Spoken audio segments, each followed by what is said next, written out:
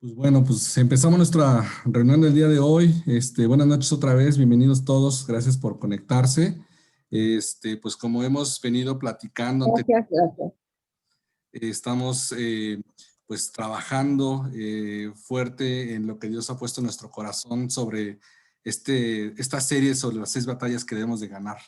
Las batallas que no solamente dice el Señor que tenemos que pelear, sino que tenemos además que pelearlas, las tenemos que ganar. Entonces, pues bueno, ya hemos revisado la primera, hay 5 más por conquistar todavía. Vamos a hacer un pequeño repaso muy rápido de lo que vimos en la primera introducción y en la primera batalla. Estas 6 batallas, recordamos que David, les hablábamos que David había logrado hacerse seguir de un grupo de hombres, ¿no? Nos describía, de hecho, en Samuel cómo eran estos hombres, ¿no? Todos rotos, perseguidos y inmersos en deudas, desechados, habían sufrido traición, abandono, vivían en fracaso, ¿no? Yo creo que una forma de definir a esos hombres es el fracaso en el cual ellos vivían inmersos en su vida, ¿no? Y a veces nosotros creo que a veces llegamos delante de Dios un poco similares a estos hombres, ¿no? Un poquito rotos, ¿no? Sin embargo, vimos cómo estos valientes lograron transformarse de perdedores a valientes precisamente porque ellos entendieron que estaban en medio de un conflicto. Ellos entendieron que estaban en medio de una lucha y yo creo que cuando llegas a un punto en tu vida en que no tienes más expectativa de lo que puedes ganar, tomas una decisión de decir, bueno, pues no tengo más que perder y pues vale la pena pelear, ¿no? Yo creo que hasta algunos a lo mejor hasta tomaron esa decisión más que convencidos, un poquito como orillados a las circunstancias, ¿no? Y ellos decidieron entrarle de lleno al conflicto, pero entendieron que tenían que entrarle del lado de Dios. Entendieron que la única forma en la que podían avanzar en esta batalla y tener una aspiración o una idea, un vago anhelo o posibilidad de conquistar esta pelea fue entrándole de la mano de Dios, ¿no? Decidieron luchar con su poder.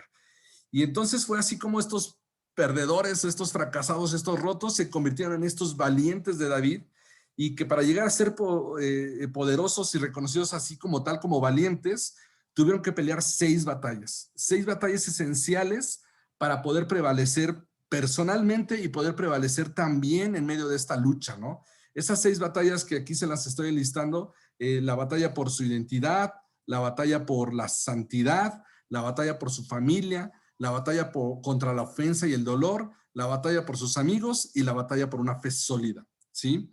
Ahora sabemos que tenemos que ser valientes y resistir y luchar para ganar la guerra por nuestro corazón. Hablábamos también sobre cómo Satanás trata de seducirnos para conquistar ese trofeo que quiere capturar, que es nuestro corazón, que es nuestra alma, ¿no? Leíamos que en Efesios 6:13 dice la palabra que por tanto tenemos que tomar la armadura de Dios para entonces así poder resistir el día malo y acabando toda esta prueba, al final permanecer firmes, ¿no?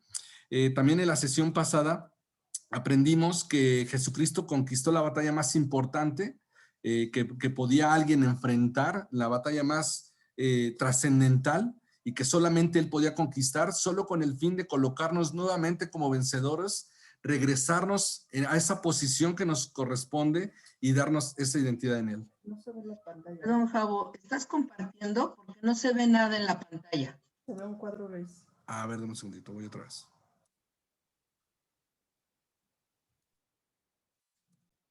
¿La ven ahí? Ahí ya.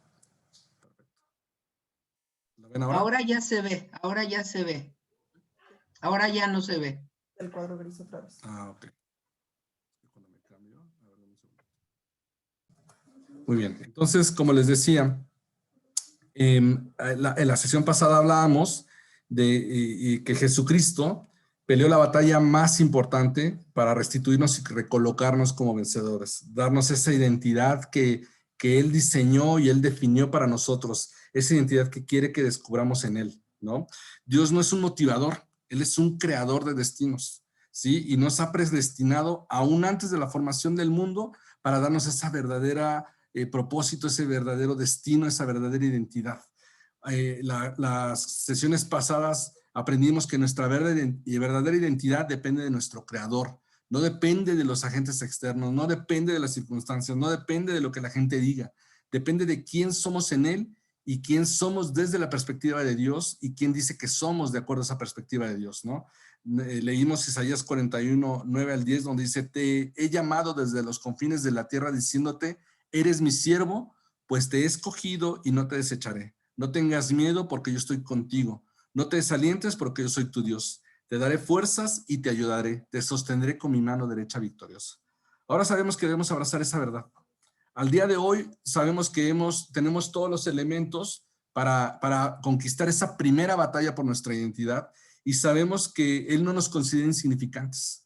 No solamente somos su creación, somos sus hijos, somos sus herederos, somos sus embajadores y también sabemos que independientemente de las circunstancias y el lugar donde vivamos y las adversidades que pasemos, nada puede separarnos de su amor. Nada nos puede separar de la victoria que Él ganó por nosotros. Nada nos puede alejar del propósito que Él predestinó para cada uno de nosotros. También cerramos la semana pasada entendiendo que tenemos que tener la certeza que hemos nacido de nuevo, aceptando al Señor como nuestro suficiente Salvador, como el que dirige y el que gobierna nuestro corazón. Y también aprendimos que tenemos que profetizar sobre nosotros mismos alineados a la palabra de Dios.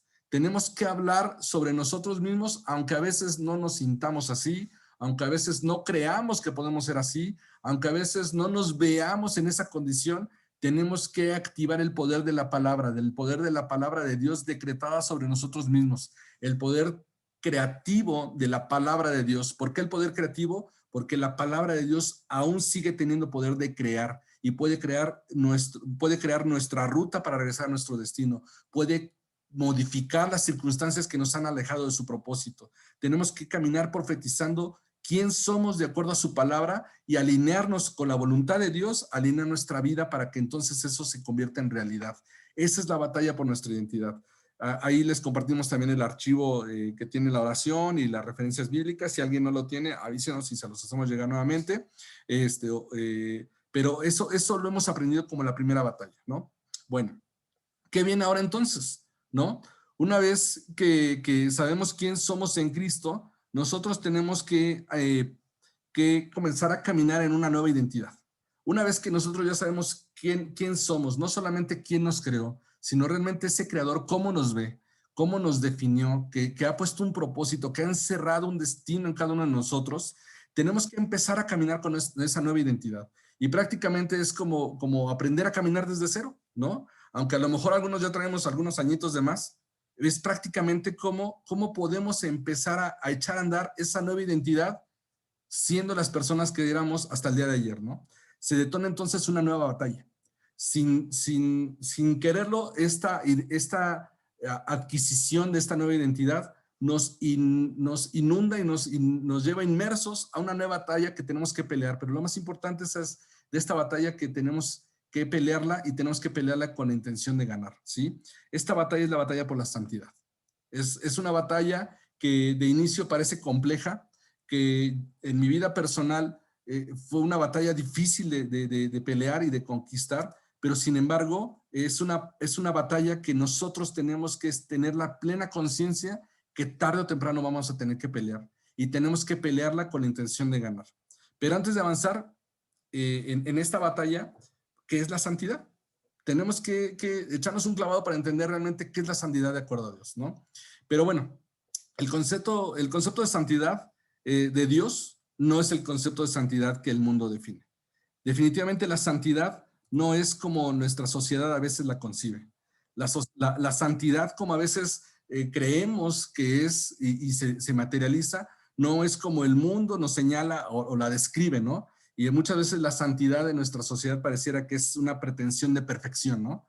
Cuando hablamos que, esta persona es muy santo y demás, pareciera que no tiene, que no tiene ni una arruga, ¿no? O que hasta los lunares son bonitos, ¿no?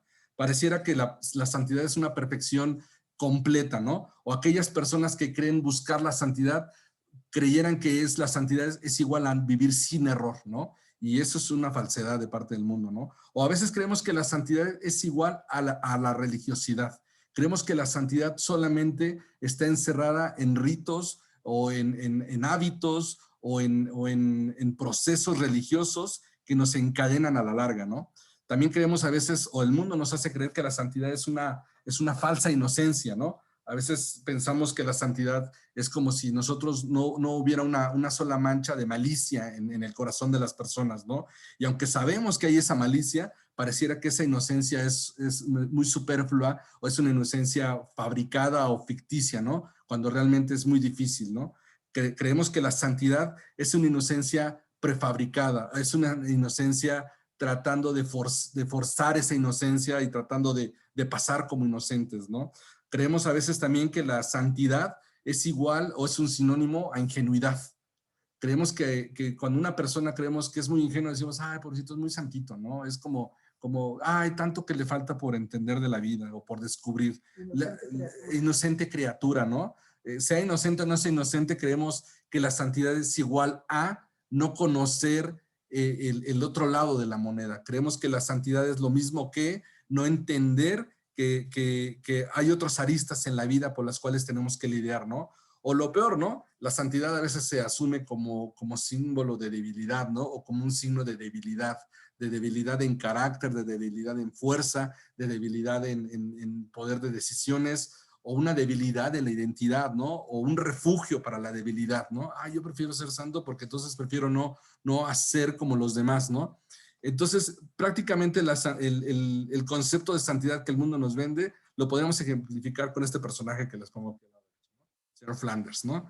Casi como que la santidad es igual, más bien a santurrón, ¿no? Es hasta cierto punto hasta despectivo, ¿no? Cuando hablamos de una persona o escuchamos de una persona que es santurrón es como una forma de menosprecio, de decirle, ay, él no tiene las tablas, no tiene el carácter, no tiene la fortaleza, no tiene lo que se necesita para sobrevivir en este mundo real, ¿no? Vive en un mundo ficticio. Y ese es el concepto que muchas veces el mundo nos da para la santidad. Esa es la imagen que a veces la sociedad y el contexto social trata de vendernos como santidad. Pero definitivamente no hay cosa más alejada a la santidad de Dios que estos conceptos. Y entonces, ¿qué es la santidad realmente? ¿Cómo ve Dios la santidad y cómo quiere que nosotros peleemos y abracemos la santidad para nuestra vida? Bueno, pues para tratar de ejemplificarles el concepto de santidad, les voy a platicar sobre un pequeño animalito que a lo mejor algunos ya conocen. Este animalito que les presento es el armiño. El armiño es un animalito muy parecido a una comadreja. Como verán, es un animalito con ojos brillantes, muy vívido, muy activo. Es un animalito con patas cortas y tiene un cuerpo alargado y muy angosto, más o menos 50 centímetros, menos de 1 metro total desde la punta de la nariz hasta el extremo de la cola. Y algo que distingue al armiño, además de que es muy ágil y es muy, digamos, muy escurridizo, es que tiene un pelaje muy hermoso. Algo que por lo cual el armiño se casa mucho es porque tiene un pelaje, además de pulcro y fino, es muy bonito. Sin embargo, este armiño, como vive en la región norte del hemisferio norte, vive en climas en los cuales en el invierno está en climas donde cae mucha nieve y está rodeado de mucha nieve, y eso hace que en invierno cambie su apariencia, viva un proceso de cambio de apariencia con la intención de poder subsistir en el clima invernal, y entonces cambia su pelaje de intenso color marrón y chocolate a un blanco totalmente limpio y un blanco muy similar al blanco de la nieve. Pareciera que el pelaje es reemplazado por un blanco que buscara mimetizarse con el blanco de la nieve, que buscara prácticamente que él pasara desapercibido en medio de los copos de nieve y logra un blanco sin igual. La verdad es que pareciera que él mismo tiene conciencia de lo bello y puro de su pelaje, porque algo que él cuida mucho es justamente eso, que su pelaje se mantenga totalmente blanco. Un poco el sentido de supervivencia, porque entiende que eso le permite camuflajarse mejor en el ambiente, pero también invierte mucha energía y mucho tiempo en mantenerlo limpio y sin mancha. El armiño es una de las características que tiene, es que se le caza más en esta temporada de invierno, porque justamente los cazadores lo que quieren es una piel blanca, una piel sin una sola mancha, sin una sola pizca de otro color que no sea el blanco. Entonces esto hace que el armiño sea una presa muy codiciada por los cazadores, ¿no? Los cazadores saben que el armiño tiene una aversión muy inusual a todo lo que puede ensuciar su piel. Entonces, uno de los métodos como los cazadores logran cazar al armiño es logrando localizar su madriguera, y lo que hacen es que una vez que localizan una madriguera de un armiño, la llenan con suciedad, meten hojas, meten cosas que son ajenas al armiño, sucias y olorosas, y lo que hacen es que una vez que llenaron la madriguera con suciedad, se ponen alrededor y esperan al acecho con sus perros a que el animal vuelva de la búsqueda de alimento. Cuando el armiño regresa a la madriguera y detecta la presencia de los perros, lo primero lo que hace en su instinto es correr rápidamente hacia la seguridad de su madriguera. Pero cuando se da cuenta que la madriguera está llena de suciedad, no entra, prefiere salir, prefiere no ensuciar su pelaje y decide no entrar a la madriguera. Pareciera que prefiriera morir a ver su pelaje sucio. Y así es como los cazadores logran atraparlo, porque el armiño prefiere quizá en todo momento un poco dramáticos ver manchado su pelaje de sangre que verlo ensuciado por agentes externos a él, ¿no? Entonces, es tan lindo el pelaje que las pieles del armiño se utilizan desde tiempo atrás como vestimenta para jueces y gobernantes que simbolizan la pureza de la justicia y de la ley, ¿no? Entonces, eso es un símil a lo que es la santidad para nuestra vida. Esto es un tratar de ejemplificar cómo nosotros pudiéramos pelear o pudiéramos buscar o aquilatar la santidad de nuestra vida. ¿Cómo es posible que un animal tan pequeño nos pueda mostrar que su instinto de pureza supera el instinto de supervivencia? Supera por mucho el hecho de querer sobrevivir, el hecho de querer mantener la pureza de su pelaje. Así los que hemos nacido en Jesucristo debemos desarrollar ese mismo instinto. Eso es la santidad. Ese instinto por cuidar la pureza que Dios y que Jesucristo ha conquistado por nosotros en la cruz.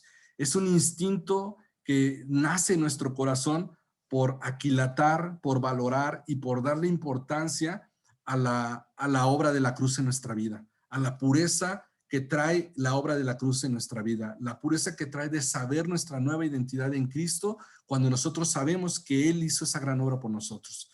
La mayoría de las personas también creemos que las palabras santo y puro son sinónimos. A veces creemos que el hecho de ser santo y ser puro es prácticamente lo mismo, sin embargo, no es lo mismo. La palabra santo describe la esencia de todos los atributos morales de Dios, entre los cuales la pureza es un elemento. Y para esto también les traigo otro ejemplo.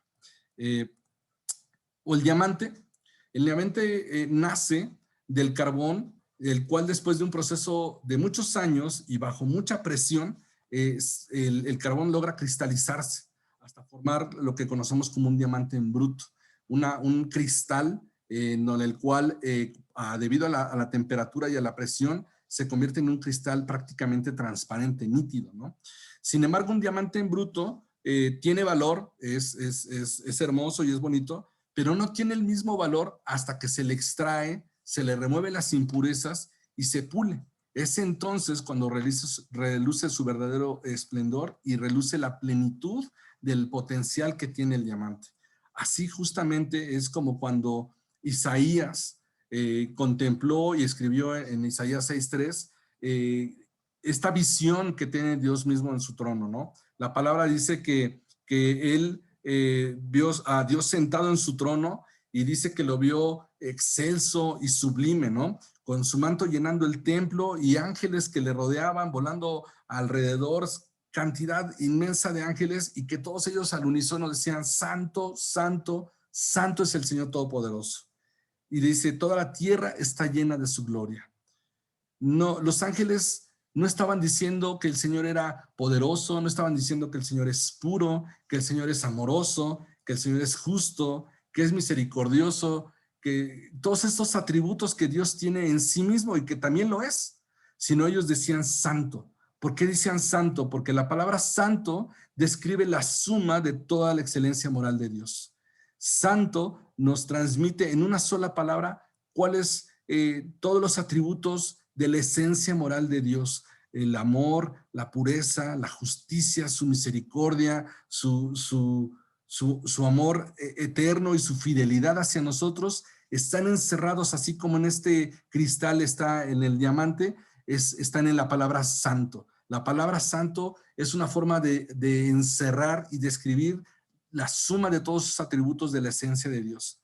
Aún así, si bien la palabra santo describe la esencia de todos los atributos de Dios, el significado primario de santo para nosotros es separado.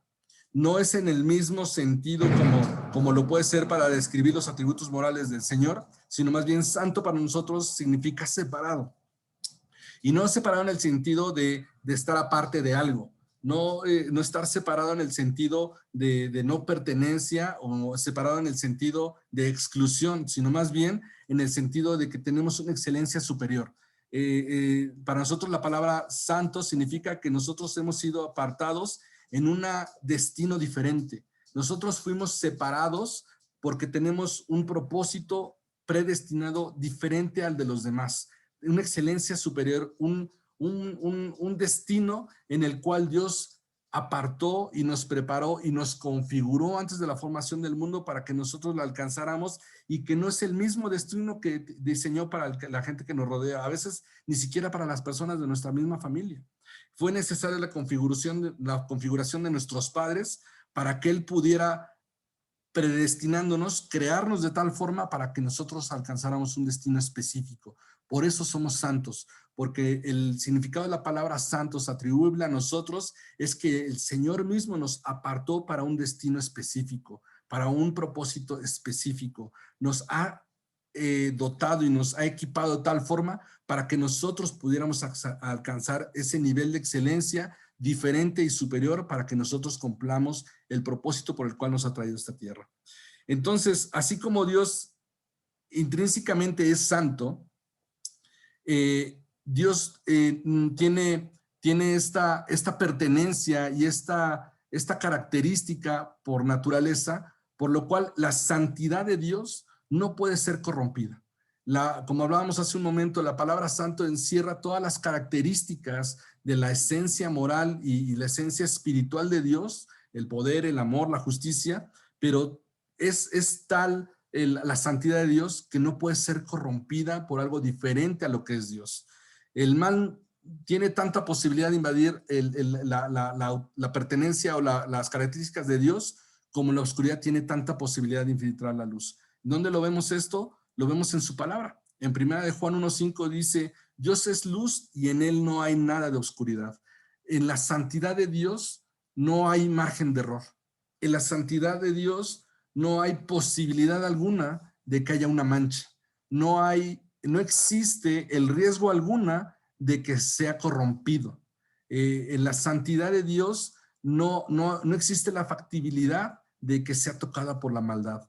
Dios no solo está separado del mal, sino que además Él repele y odia el pecado en todas sus manifestaciones.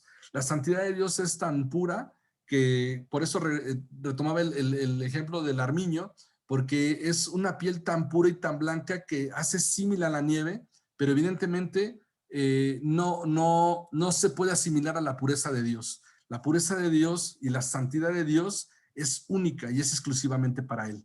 La santidad de Dios es su esencia misma manifestada en el carácter de su espíritu, en el carácter moral de su esencia, en el carácter de su personalidad, y no puede ser corrompido. La palabra por eso dice que Él es luz y en Él no hay nada de oscuridad. No existe la posibilidad, no existe el rincón, no existe el espacio, no existe la pequeña accidente en el cual pueda haber oscuridad. Él no quiere decir que no conozca la oscuridad, la conoce, pero la repele. Hagamos de cuenta que es como cuando acercas dos imanes del mismo polo, ¿no? Cuando acercas dos imanes que son de polos positivos los dos, a menos que son imanes con una carga muy suave, pues a lo mejor los podrás unir momentáneamente por un momento, pero en el momento en que dejes de ejercer fuerza, ellos mismos se van a repeler. Ahora, si son imanes grandes, es prácticamente imposible que se toquen. Si recordarás esos ejercicios cuando estábamos a lo mejor en la escuela, tú querías unir dos imanes y era más factible que patinaran entre sí, o que se movieran, o que se hiciera uno al lado y el otro al otro, pero era prácticamente imposible que tú pudieras unir dos imanes de polos similares, de dos polos positivos o de dos polos negativos. Así exactamente igual ocurre con la oscuridad, con la maldad o con el pecado ante la santidad de Dios. Dios conoce y sabe lo que es la maldad, conoce y sabe lo que es la oscuridad, conoce y sabe lo que es el pecado. Sin embargo, no existe la más mínima posibilidad de que la oscuridad y el pecado y la maldad puedan tocar la luz y la santidad de Dios. La santidad de Dios es más que simplemente estar separado. La santidad de Dios es trascendente. Y la palabra trascendente, de acuerdo al diccionario, significa más allá de los límites de cualquier conocimiento posible. La santidad de Dios supera cualquier conocimiento que nosotros podamos tener. La santidad de Dios es algo que terrenalmente no podemos conocer porque no pertenece ni siquiera a nuestra dimensión terrenal. La santidad es algo que está por encima de la creación. Es algo que está por encima de lo que Él mismo creó. Está por encima y más allá de nuestro entendimiento y de nuestra concepción. Sin embargo, Él quiere que nosotros busquemos en la fuente de santidad cómo Él nos ha apartado para que seamos santos. Es por eso que la batalla por nuestra santidad realmente es una batalla importante. No basta solamente con saber quién somos para Dios. No basta solamente con saber quiénes somos cuando aceptamos a Jesucristo en nuestra vida. No basta solamente con entender que a partir de ahora todas las cosas son hechas nuevas y que tenemos una nueva oportunidad y que si nos equivocamos podremos tener una más, sino nosotros tenemos que entender que tenemos que pelear una batalla por esa santidad y por la fuente de santidad que es Dios mismo. La batalla por nuestra santidad radica en la valentía de pelear voluntariamente por cumplir el anhelo de Dios de separarnos. La batalla para pelear nuestra santidad es una decisión voluntaria, es una convicción de nuestro corazón. Tiene que ser un anhelo en nuestra mente, en nuestro corazón, en nuestra alma y hasta con nuestras fuerzas por realmente cumplir el anhelo de Dios para que nosotros cumplamos esa expectativa de haber sido apartados, de alcanzar ese destino diferente, de alcanzar ese propósito por el cual Él nos buscó y nos encontró después de tanto tiempo, de alcanzar esa expectativa y ese anhelo que Él tiene de nosotros mismos y el por el cual Él nos ha apartado. La batalla por la santidad es una lucha por mantenernos en su esencia. La batalla por la santidad realmente es una pelea difícil, no es una pelea sencilla. La batalla por mantenernos en la santidad de Dios realmente es una búsqueda constante por abrazar su esencia, por ponernos de acuerdo con Él en el diseño original que hizo para nosotros. La batalla por la santidad es buscar nuestro destino, encontrar nuestro propósito y realmente sabernos apartados, realmente sabernos separados para un propósito y realmente tener el anhelo de alcanzarlo. No es lo mismo tener un auto que sabes que puede correr a 200 kilómetros por hora y todos los días manejarlo a 20, o decir, ¿qué se sentirá ir a 200 kilómetros por hora? No sé si alguna vez ustedes lo han hecho, pero yo alguna vez sí lo hice. Manejar a 200 kilómetros por hora.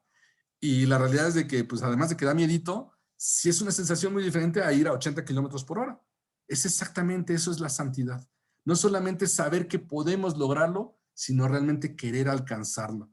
Es la batalla por nuestra santidad realmente tiene que ser un anhelo, como dice aquí en la frase que yo les puse, la búsqueda de nuestra santidad es una convicción, es un anhelo, es realmente esa seguridad, esa certeza en nuestro corazón y en nuestra alma, en nuestros sentimientos, en nuestros pensamientos, por decidir realmente mantenernos en la pelea y de estar permanentemente en la luz y no ceder a la oscuridad. Esa es la batalla por nuestra santidad.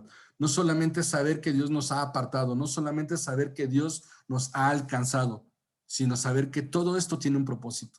Saber que hay un destino diferente para nuestra vida y que nosotros queramos alcanzarlo. Ok, Señor, hiciste ese sacrificio en la cruz por nosotros. Después de tantos años me has encontrado y me has alcanzado. Con lazos de amor me has atraído. Yo reconozco que te necesito y he abierto la puerta de mi corazón y te abrazo y te recibo. La santidad es la respuesta a todo ese sacrificio que es un ¿para qué? Ok, me alcanzaste, por fin te abrazo y demás. ¿Para qué? ¿Cuál es el propósito de todo esto? ¿Cuál es el propósito de que hayas muerto en la cruz? ¿Cuál es el propósito de que yo haya tenido un pasado como el que tuve y que tuvo que haber sucedido todo esto para poder aceptar que te necesito en mi vida?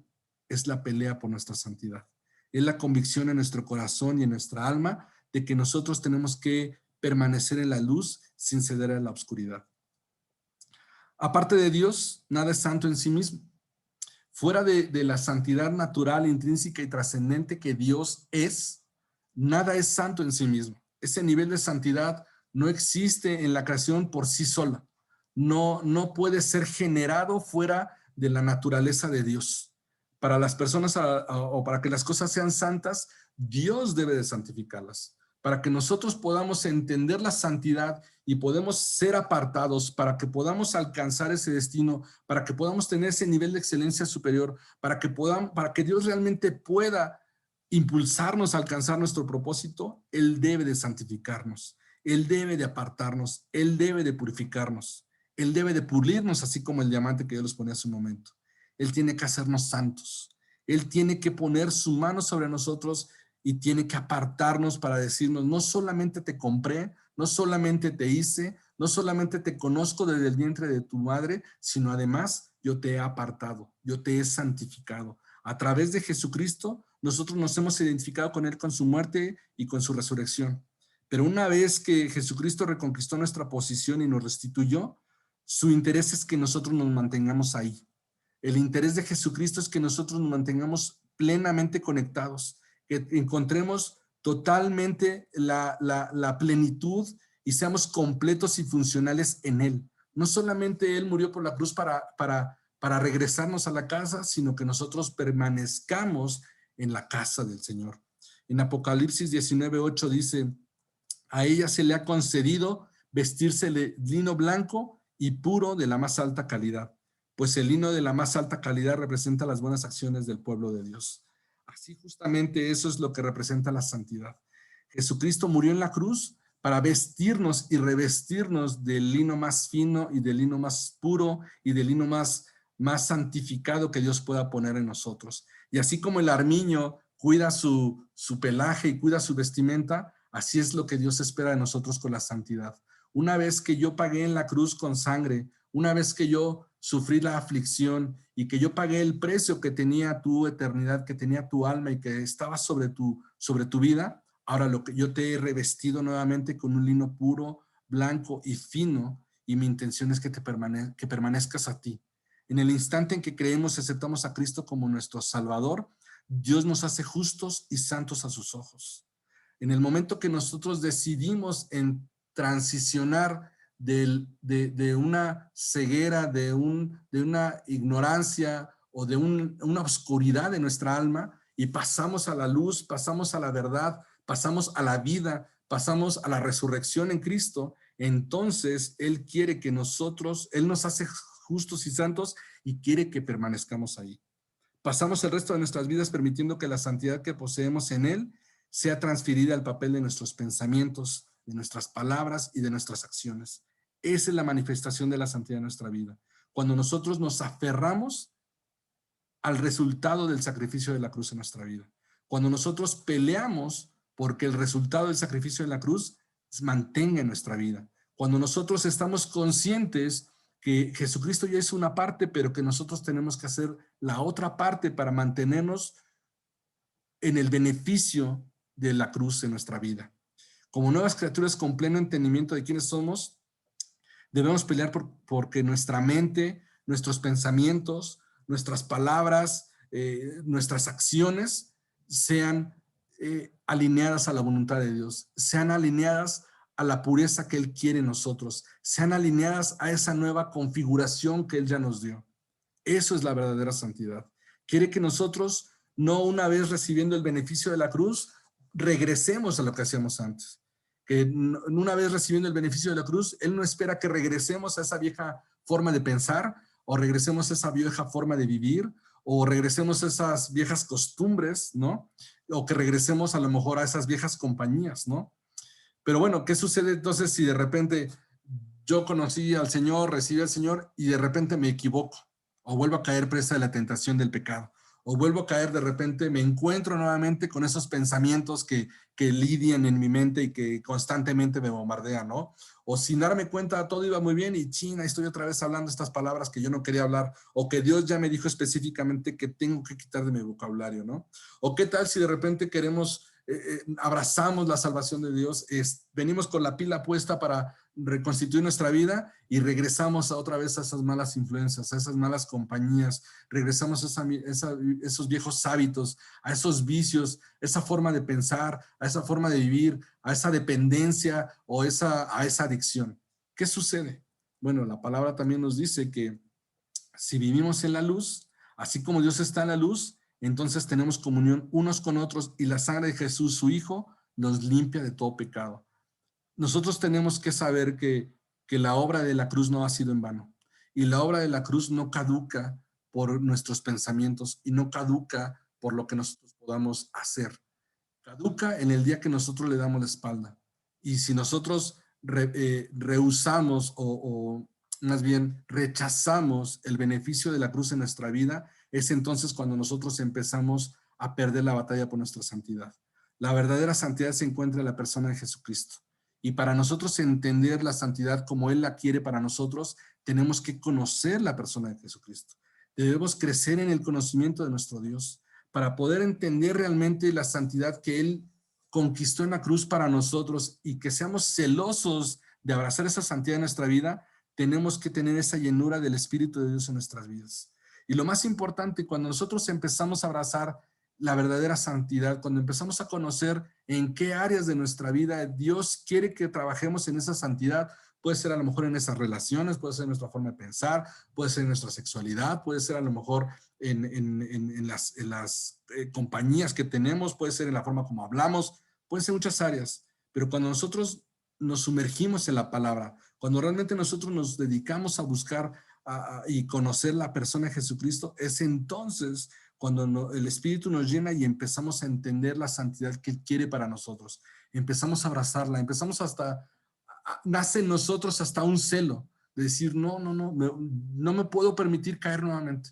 No me puedo permitir regresar a donde yo estaba.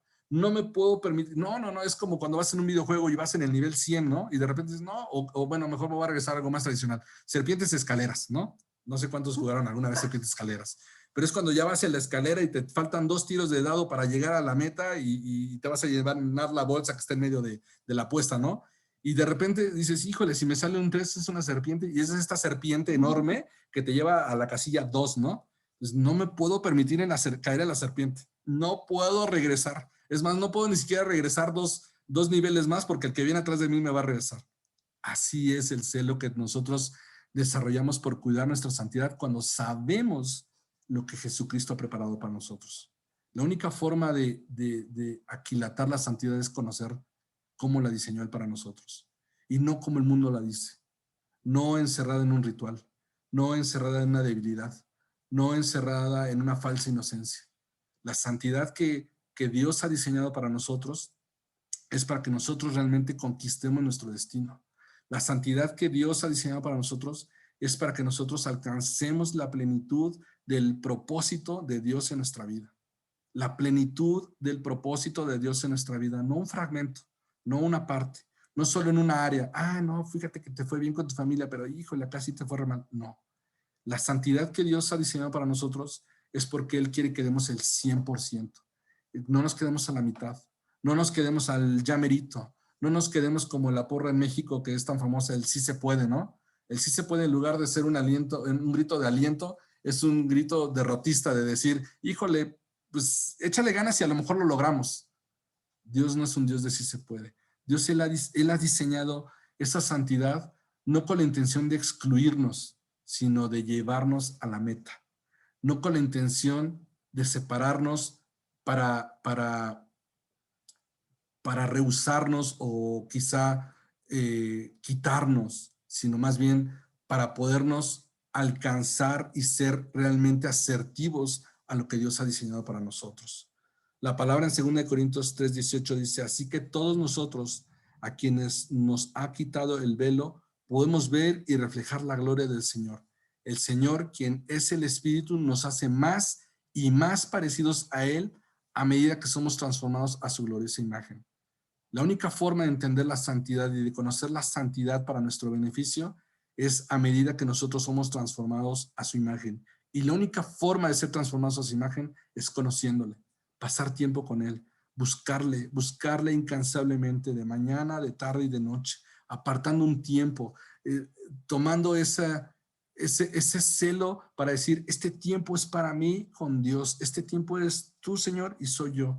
A veces cuesta trabajo, a veces la monotonía, las tareas, el trabajo, la familia, los hijos, que si esto y lo otro, pero es solamente a través de exponernos a la pureza y a la santidad de Dios es como nosotros vamos a valorar y aquilatar la pureza y la santidad que Él ha preparado para nosotros. Esa porción de la cual Él se desprendió y dice, mira, con esto es suficiente para que tú alcances tu destino. Con esto es suficiente para que tú encuentres esa excelencia del cual yo te hablo.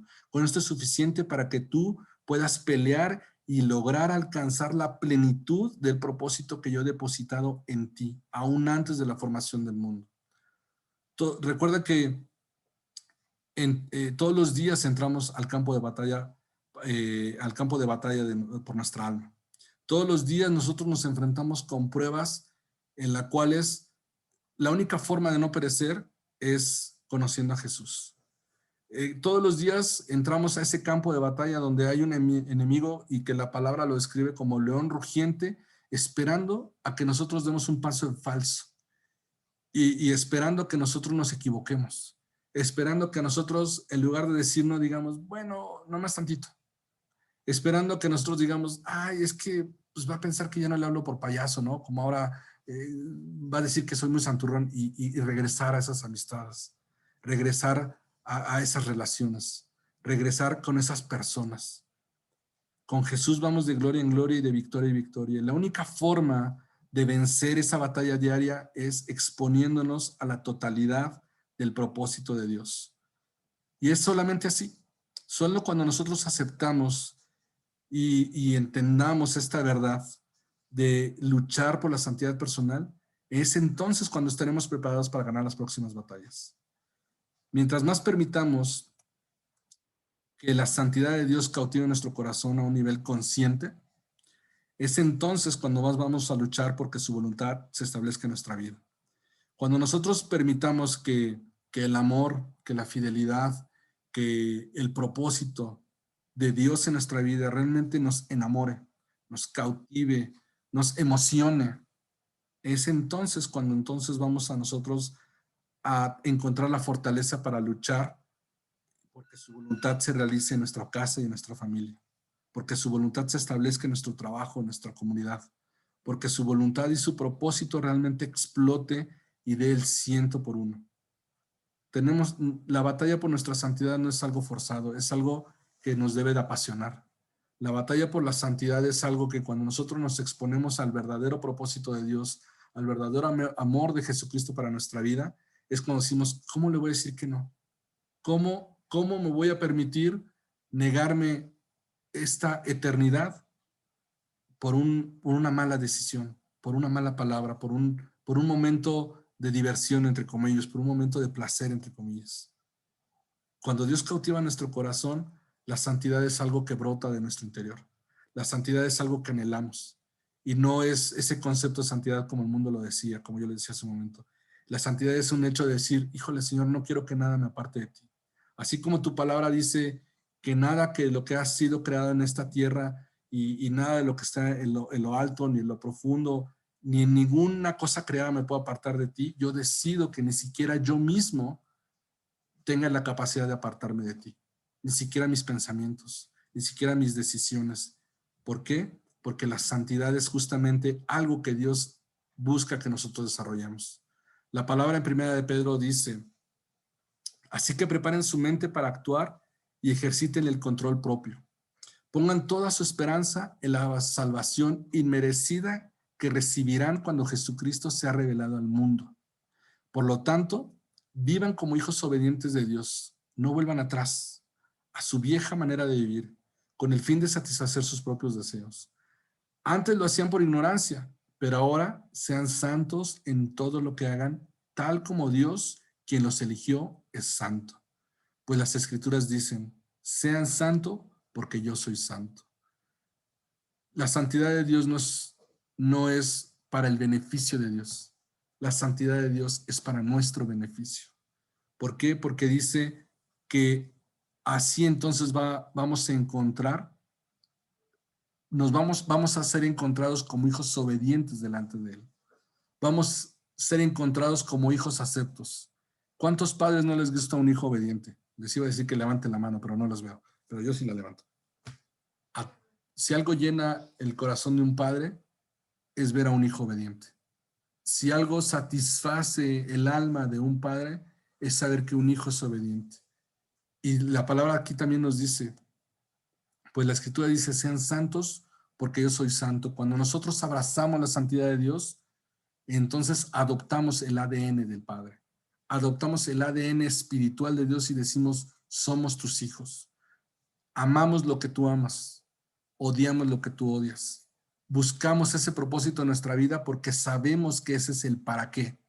La obra de la cruz no la demeritamos por lo que es. En sí es un proyecto de salvación sin precedentes. Sin embargo, cuando nosotros desechamos la santidad, menospreciamos la obra de la cruz. Cuando nosotros desechamos y no le damos el peso correcto a proteger nuestra santidad, estamos menospreciando la obra de la cruz. Le estamos dando la espalda al precio que Jesucristo pagó por nosotros. Es como ganarnos el cheque, tener en las manos el billete y echarlo a la basura. Oye, no te costó nada, te di el premio, lo tienes en tus manos y nosotros lo arrojamos al fuego. Cuando nosotros no buscamos y no peleamos enamorarnos de la santidad de Dios en nuestra vida, la obra de la cruz pierde valor para nosotros. La obra de la cruz pierde valor para nosotros de cara a nuestros enemigos, porque entonces nuestro enemigo dice, bueno, a ti te alcanzó la obra de la cruz y declaraste a Jesucristo como tu Señor y demás, pero mira, a la primera zanahoria que te pongo enfrente, la muerdes. A la primera tentación, o a la primera que te recuerdo, o a la primera que te regreso a esta persona, muerdes el anzuelo. Entonces, la obra de la cruz para ti no tiene el mismo poder que tiene para el otro que resiste. La batalla por nuestra santidad no es otra cosa más que decirle al enemigo, yo voy en serio y voy por todas. Cuidar nuestra santidad y abrazar nuestra santidad es mandarle un mensaje al enemigo de que nos hemos parado en batalla y que no estamos dispuestos a perder, que no estamos dispuestos a habernos derrotado una vez más. Abrazar la santidad es mandarle una señal clara y evidente al ejército de Satanás de decirle, conmigo ya no tienes oportunidad. Topaste con pared porque no voy a caer nuevamente, porque no voy a decir sí otra vez, porque no voy a ceder fácilmente. Y si me levanto, yo sé que el Señor, si me caigo, yo sé que el Señor me levantará, pero estaré en pie nuevamente, peleando porque el Señor esté conmigo hasta el final de mis días. Abrazar nuestra santidad es permitir que nuestro corazón se vea abrazado y cautivado por Dios, para que entonces nosotros entendamos que somos más que vencedores en Cristo. Somos más que vencedores en el Señor. Amén. Amén. Y ahora como activación, yo les pedí bueno, en el mensajito les poníamos que se acercaran los elementos para celebrar la cena. ¿Y por qué celebrar la cena el día de hoy? Porque celebrar la Santa Cena o la Cena del Señor es participar de un nuevo acuerdo con Jesucristo. Es celebrar la cena con el Señor, es decirle, aceptamos la salvación que tú conquistaste en la cruz por nosotros y reemplazaste a través de la cena. Nosotros decimos, no solamente aceptamos esa salvación y esa victoria que conquistaste por nosotros, sino también vemos y aceptamos que has reemplazado nuestras vestiduras sucias de pecado y manchadas con el dolor, manchadas con la enfermedad, con el rencor, con la falta de perdón, con el odio y todas esas manchas que tenía nuestra ropa vieja y estos remiendos que traíamos por ropa, tú las reemplazaste por nuevas vestiduras, por esas vestiduras blancas como lino fino. Tú nos revestiste y nos limpiaste con esa sangre para apartarnos, para separarnos, para darnos un destino, para darnos un propósito, para darle sentido a nuestra vida. Y nos compraste por tu gloria y por la obra de la cruz en nuestra vida. Es por eso que hoy vamos a celebrar la cena y la palabra dice en Lucas 22 del 19 al 20, tomó un poco de pan y dio gracias a Dios por él. Luego lo partió en trozos, lo dio a sus discípulos y dijo: este es mi cuerpo, el cual es entregado por ustedes. Hagan esto en memoria de mí. Yo les invito a que tomen el pedazo de pan o galleta, lo que tengan ahí. Recuerden, solamente es un simbolismo. Padre, te damos gracias por este cuerpo perfecto que tú entregaste en la cruz por nosotros, Señor. Sabemos, Señor, que era necesario que este cuerpo fuera sin mancha para que tú removieras las manchas que estaban en nuestras vestiduras, Señor. Te damos gracias porque tú te entregaste voluntariamente para pagar el precio que estaba sobre nuestras vidas, Señor. Y hoy declaramos, Señor, que lo hacemos en memoria de ti, declarando no solamente este nuevo pacto, Señor, sino también reconociendo que fuimos comprados por tu obra y fuimos comprados en fe, Señor, al declarar tu nombre en nuestra vida, Señor. Te damos gracias en el nombre de Jesús. Pueden compartir del pan.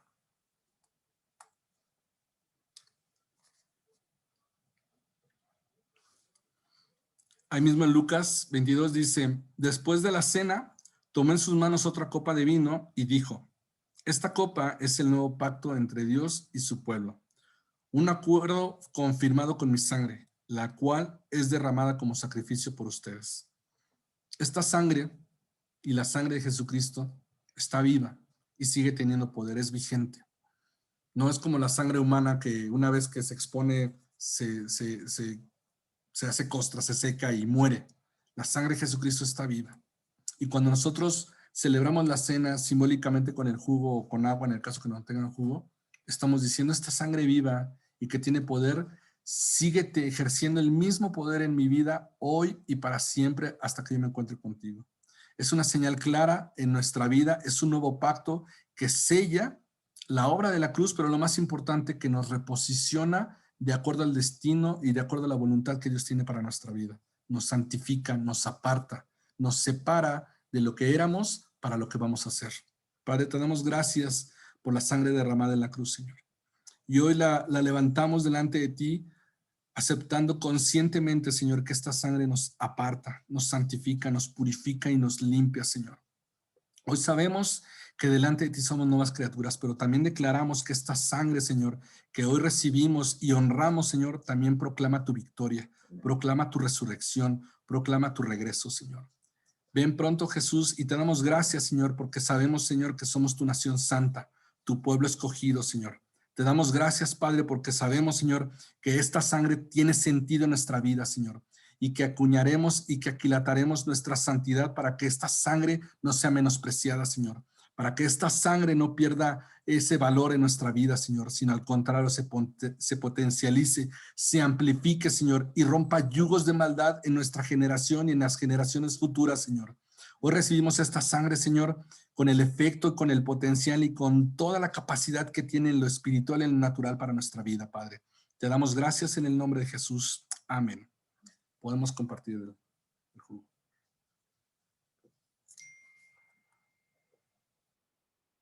Muy bien.